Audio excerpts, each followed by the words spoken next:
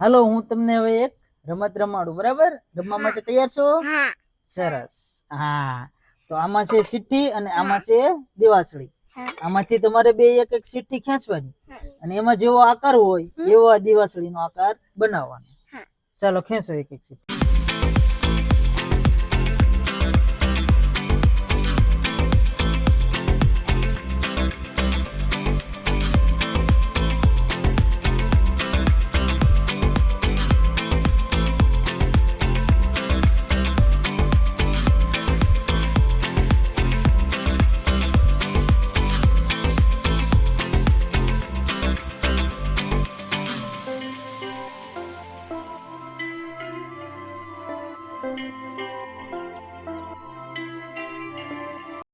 તમારા ઘરમાં પણ આવા બાળકો હોય તો એને મોબાઈલ ના બદલે તમે આવી રમત રમાડી શકો છો.